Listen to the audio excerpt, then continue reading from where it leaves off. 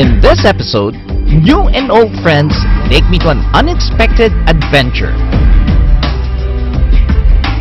Watch as I battle some G's in the sky and then venture off the beaten track to explore a beautiful province hidden in this corner of Thailand.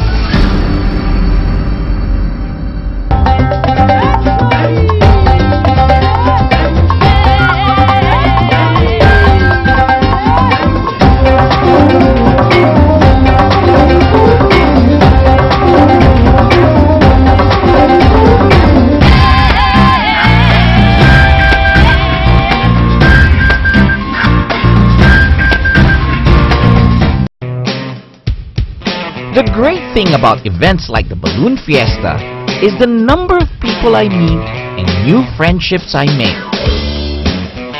Having hosted the Breitling Jet team for the first time in the Philippines, the team was gracious enough to invite me to one of the stops of their Asian tour.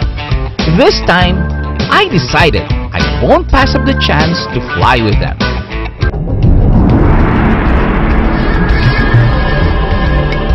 We met up with a team in Bangkok and proceeded to the Don Muang Airport where they will hold one of their final air shows. We arrive at the site of the air show and a big crowd is waiting.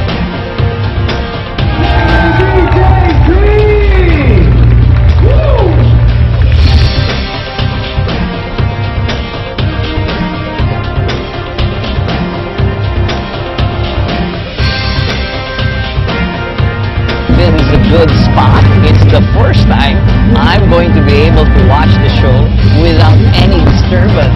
Here they are now.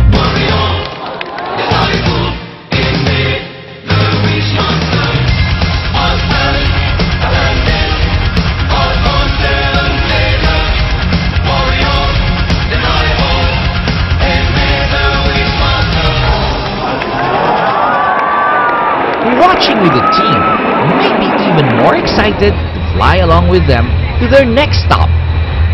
And what's good in this place is that the Royal Thai Air Force has supported the activity, has encouraged everybody to come and visit. This is a great way to enjoy aviation. After the air show, we had a briefing and planning meeting with the Royal Thai Air Force. The plan was for the L-39s to meet up with the PC-9s in Ayutthaya, while an F-16 trailed along the formation flying on our way to Ubon Ratchathani. This would be one of the first in the history of Thai aviation, with civilian airplanes flying formation alongside military fighter aircraft. Before long, we were at the runway again and about to go. With all our bags packed in the Metroliner, we then suited up for the flight. I'm flying with jet number 3 with Dookie in command.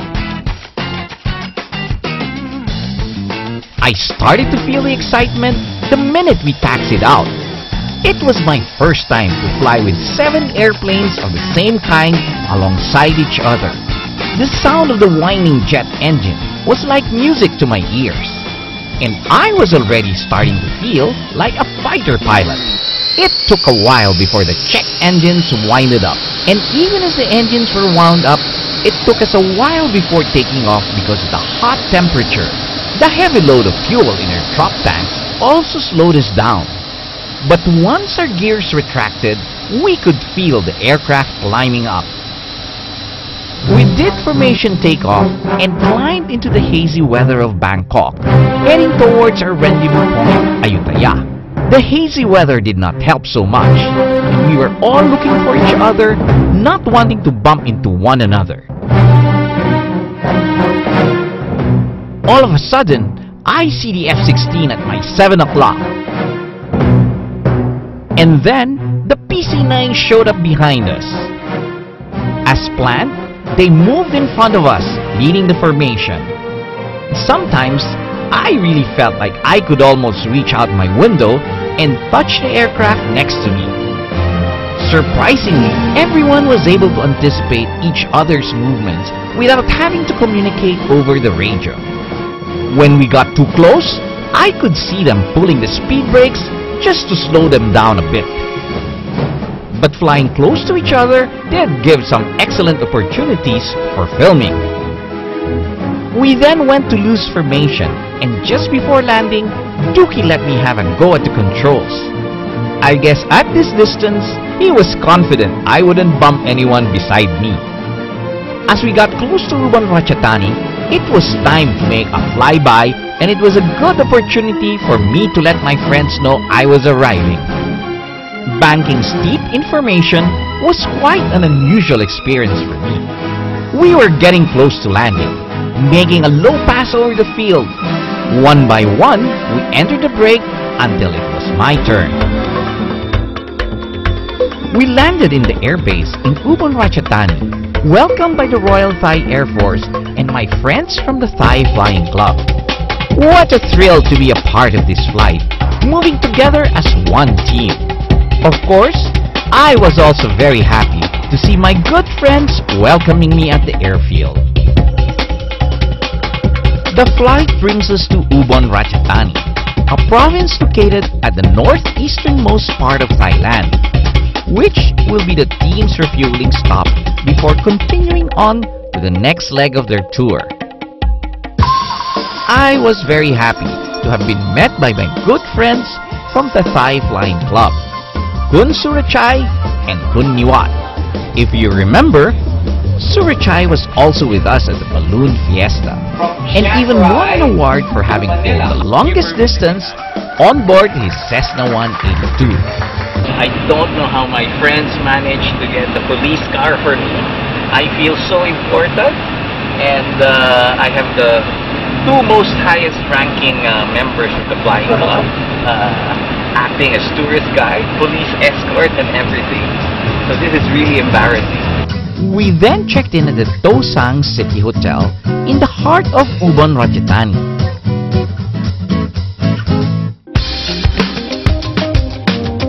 That evening, we hosted dinner for the Brightling Jet team to wish them well as they continued on to their next destination.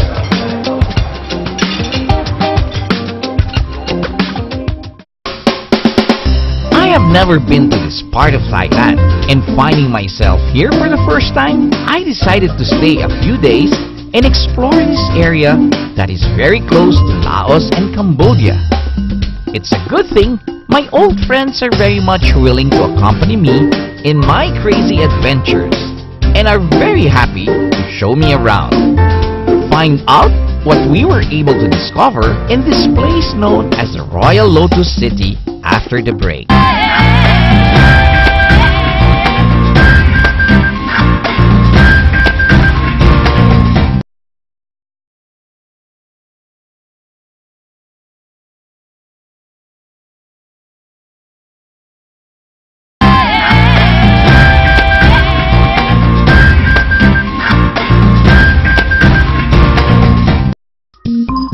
Rajdhani is a place known as the Royal Lotus City.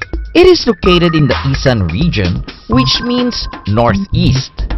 The place is an interesting mix of cultures, being bordered by Cambodia and Laos.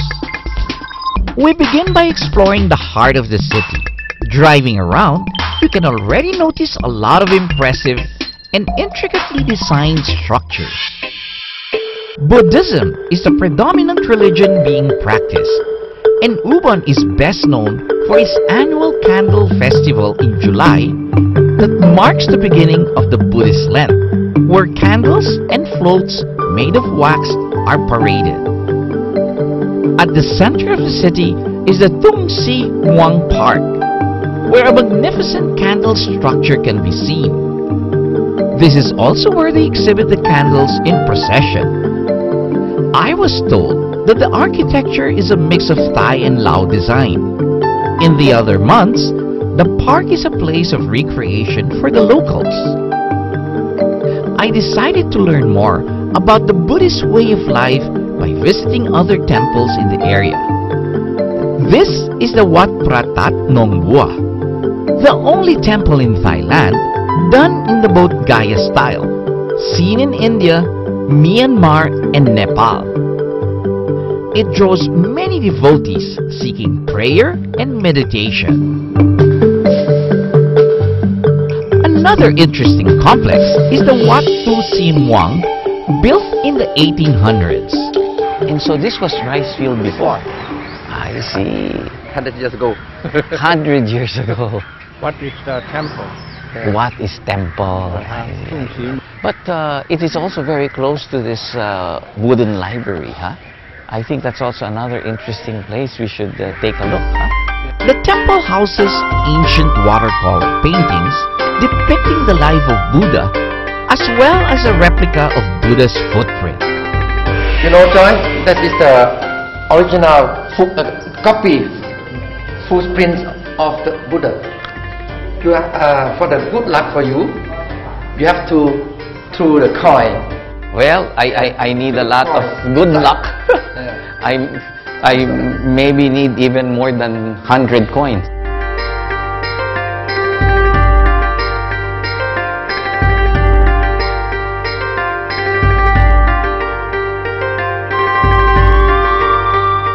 Across the temple is an old wooden library sitting on stilts in a small lake called the Hotrai. So we put our shoes. It was designed in such a way that ants and termites cannot get into the ancient scrolls housed inside, which are written in palm leaves.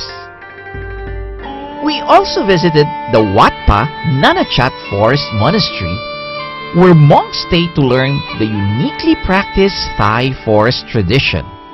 I was told that most monks staying here are actually foreigners, numbering up to 28 different nationalities. I can certainly see why they would like to stay in this place.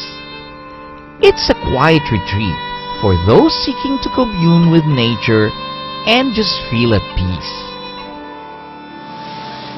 It's certainly a peaceful afternoon, spending the time visiting these places of prayer and meditation. I wonder if they'd take in a restless pilot like myself. Well, there's too much going on out there, and I'd hate to miss anything.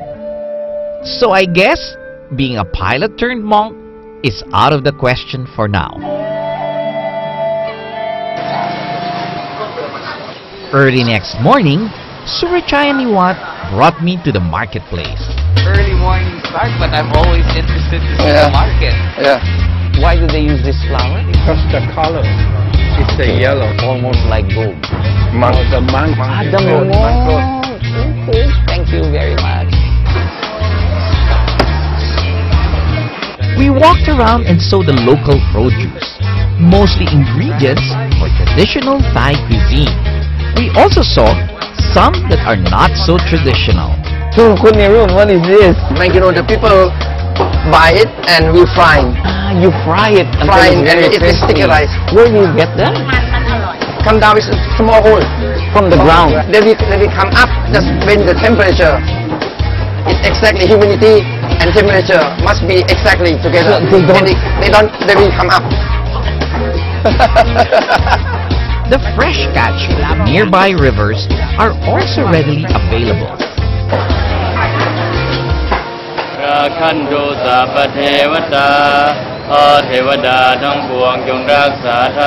An interesting scene we saw that morning is a group of Buddhist monks passing by the marketplace to solicit food from the townspeople.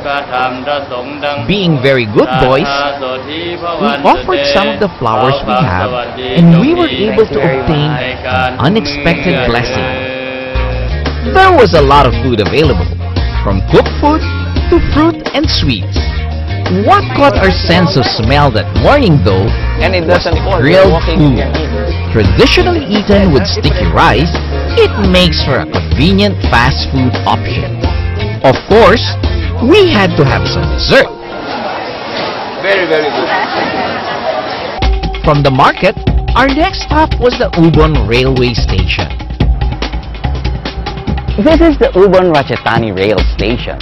Despite being one of the farthest provinces in this part of Thailand, it is very well connected because it has 6 trains connecting it daily into Bangkok. So this train is going towards Let's go going to the border of Cambodia. Cambodia, yeah. And many people travel back to Bangkok. Yeah. So everybody, this is like where everybody exchanges, huh? It was interesting to see an old railway still being able to bring people around. The hot weather that day drew us to the waters of Sirindhorn Dam, where lunch was being served on a floating restaurant. Many people flock here to enjoy swimming in the fresh water and do some water activities. Well, we on the other hand will be enjoying the bounty caught from the fresh waters nearby. There's still a lot more to see in Ubon Ratchathani, and tomorrow we head to the banks of the Mekong River. Find out what river monsters we catch after the break. It's getting heavy. I think I caught one.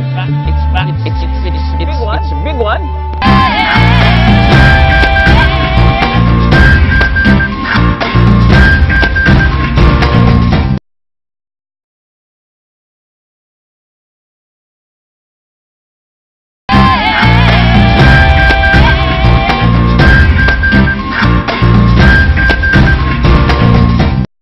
Ubon is certainly proving to be a very interesting cultural and gastronomical destination. But today, my friends are taking me to the district of Khong Jam, the easternmost part of Ubon.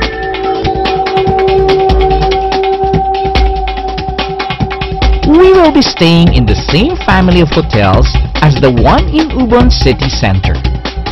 The Tosang Khong Jam Hotel, located at the bank of the Mekong River, is a sight to behold. Hi. I was fortunate enough to meet with the son of the resort's owner. I heard you're from Philippines. Yes, Kaka, how is it? Yes. Have you been to our place? Yes, I've been to Boracay many times. Really? I love it there. It's my first time here. Okay. And you have a fantastic place. But why did you think of a place here? I mean, there's almost nothing. Really nothing. My parents came down and they liked the place and bought it like 20 years ago, and start investing in a property, in hotels and resorts around here. But it's very interesting. The rooms are very nice. How many rooms do you have here? There's 55 rooms, 40 superiors, 8 deluxe, and like about 8 villas. I think the view is what you're selling here, huh? Definitely. But this is such a nice... That is Laos already. Okay. This is the Mekong River. This is the last place in Thailand where Mekong River passed through it. So this is the last of the northeast. But I hear so much about the first here on sunrise. Yes. Well, in the morning, if you listen to the radio, they will always say the sun rises at Khong Tiam, Ubon Ratchathani at a certain time. It's this place. And it's this place. And what do people normally do when they're here? Well, they relax, swim, and eat, and go sightseeing, or perhaps kayaking or fishing. That's something that I can do, but I'm very bad luck with fishing. I'm a little bit worried. Maybe I have to go to the temple first and pray. Yeah, sure. And then I can find you some, local fishermen and take you out in the morning or in the afternoon tomorrow. Who knows the secrets? Maybe who knows how to get the fish. And maybe I catch a river monster here. Maybe. The next day, I get up early and hike up to Pattayam National Park. I'm in the highest peak of Patham. They say that the first sunlight of Thailand starts from here, and I'm going to wait for it. What a breathtaking sight! Getting up early was definitely worth it.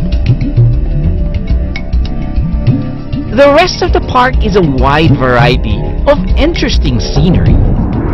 The Mekong River serves as a long natural border between the park and Laos and provides some excellent views. I'm on the way down to check out the prehistoric cliff painting, and it's such a nice walk. I mean, you can see all sorts of flowers like this gardenia. I can hear the crickets and just see all sorts of interesting trees and plants. It's even good exercise for me. There were good trails alongside the cliffs, and you can just hike up and down and see interesting things along the way. Under the overhang of the cliffs, you can see these remnants of wild beehives. The overhang makes for a good, protected spot against sun and rain. And these ones are prehistoric beehives. They say that if I can touch it and taste it, it would still be sweet. What's very notable are the layers of rock that make up the cliffs. It's very interesting how to see the different changes in times through this rock formation. The colors, the layers. After a few meters, I arrive at the site where one can see 3,000 to 4,000-year-old paintings made by the locals. And these are the prehistoric paintings. They depict the life of the community. We're not too far from the Mekong River, and so you can see these paintings about the huge fish. These were painted using animal blood and soil, which accounts for their red color. They are amazingly preserved and gives us a clear picture of the life back then. I explored even more areas of the park and marveled at amazing rock formations, which resembled mushrooms. These rocks are formed over long periods of time, as erosion and weathering shape and bring rocks on top of each other until they become the way they are today. Being in the Pataam National Park is like a lesson on archaeology, anthropology, and biodiversity all rolled into one. But what really inspired me is the image of the giant catfish painted on those walls. Can I possibly come face to face with this creature that is said to swim in the currents of the Mekong? So today, I'm hoping to catch a river monster. And to do that, I have to ask this fellow's help. He's going to get the right bait for me. Let's see if he's getting one. You know, we can't use artificial baits. Okay, here it is. It's a worm. So you want your pilot today? Off we went to look for our monster catch. So Kunimat, this is the spot, huh? They like the rock and the corner. So you think you'll get one? Kunimat, I'm getting impatient already. It was starting to turn into a waiting game. The thought of catching a big one kept us going. When the water is coming this way, they're gonna sprint around, you know, around in this corner. And then the fish, all the fish is gonna come around in this area. You know, that's why, because they are looking for the food. Yeah, you know? yeah, and they're the big ones that really Yes. grab them, huh? Yes, that's right. At the Mekong River, we have a giant fish we call babuk. Yes. The size maybe is nearly this size of the boat. And then suddenly, Oop, I think I got something. Yeah, I got something. Oh, what's this? This is a prawn. I've never caught what is this? A river prawn. Ah, you know, I never caught one like this. I didn't realize that they bite in the hook as well. Ooh. well, that was quite far from what I was hoping to catch. But since luck seemed to be on my side that day, we decided to try again. After a few minutes of fishing stories, It's my lucky day, but I'm still not getting the monster fish that I wished. well, I guess that's it for River Monsters and me. Maybe I'll try again next time. But I did enjoy Niwat's company immensely. He was an expert rower, and the beauty of the rocks, the water, and my two tiny catch were enough for me. Niwat then took me to the place called the Two-Colored River. This is the junction of the river between Mekong on your left hand side and the moon will be on the right hand side. And Kong is the water is a lower temperature and the moon side is, will be a crystal. It was an interesting place, having two different rivers with different characteristics meet and shake hands, much like the friendships we form in our lifetime.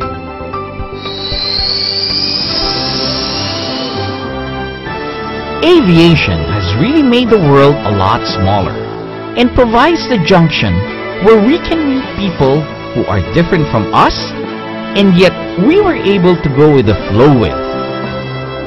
And like the waters that flow and shape rocks and cliffs over time, so does life changes and steer us in different directions. But through it all, I find that friendships remain. I am glad I had friends who brought me to this place I have not yet visited, which turned out to be a treasury of cultural and historical sites and natural wonders. I will always look forward to the excitement of exploring unknown places that turn to be such treasures, and will always be amazed at how friendships, old and new, can follow me wherever I go. This has been your captain, Joy Roa. See you in our next Asian Air Safari.